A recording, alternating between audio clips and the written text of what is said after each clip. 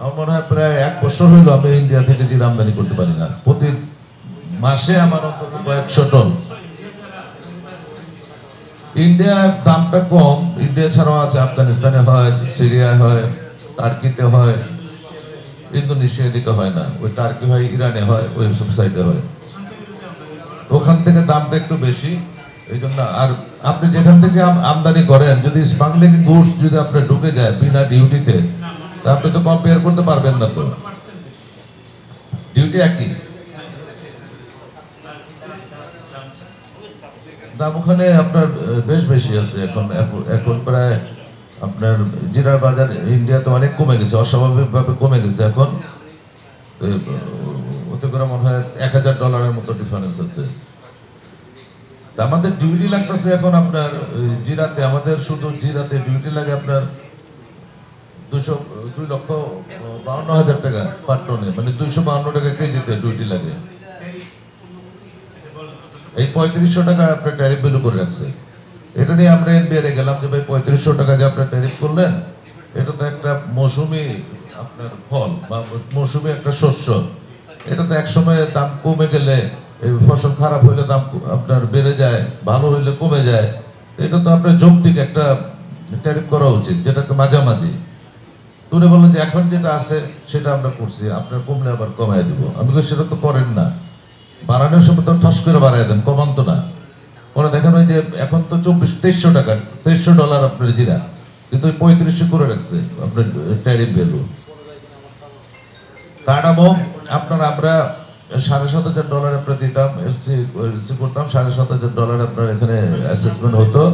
এখন সেটা 15,000 করছে। এটা আপনার এটা একটু শুনেন না, দেখেন না কি করছে, 550 টাকা কেজির ডিউটি। এটা বানার সময় মাথায় ঢোকা দরকার। এই যে এলাচি গিয়া আমাদের সাংবাদিক ভাইরা মার্কেটে গিয়ে জানেন, ওনারা তো সবকিছু জানেন না। আমাদেরকে এলাচিতে 1100 টাকা কেজিতে ডিউটি দিতে হয়। এটা কোনো পণ্য হইতে পারে?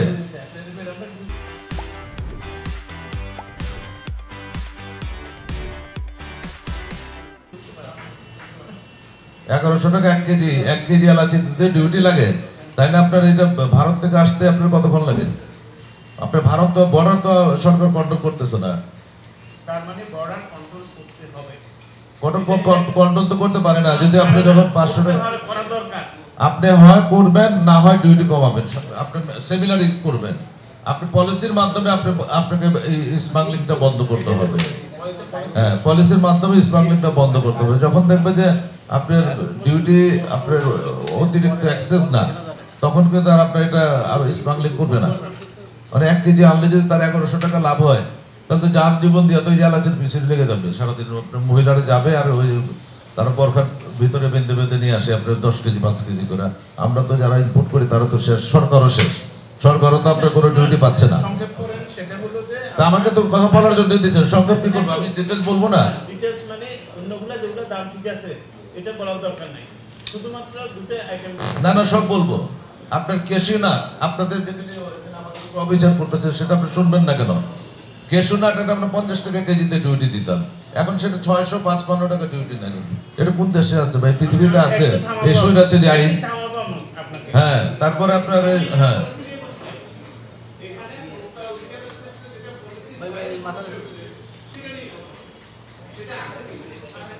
কি আছেন কিনা, আপনার কোনটা আমার কত ডিউটি দিতে হয়? আপনি তো দাম দেখতেছেন, দাম তো আপনি কমানোর জন্যই তো আপনি এখানে চেষ্টা করতেছেন। পুরানো যেটা বলবেন আপনারা বাণিজ্য মন্ত্রণালয়ে, ওখানে গিয়ে বলেন যে আপনারা ডিউটি কমান বা ডিউটি বাড়ান, অথবা এখন একটা জিনিস বুঝেছি, এখানে স্মাগলিং কমাতে হবে, এটা ডিউটি বাড়ুক আর কমাবে, এটা আপনি কি দ্বিমত আছেন?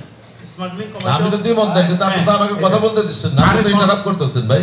আমাকে কথা স্বাধীনতাভাবে বলতে দিবেন তো নাকি? কথাটা প্রাথমিক পরামর্শ আরো লোকজন আছে তারা শুনবে না। না, যেটা ডিউটি আমাদের কোনো না, কেন বলবো না? এটা পত্রিকা আসবে তো, পত্রিকা আসবে না, মিডিয়াতে আসবে না, এটা আসবে না কেন?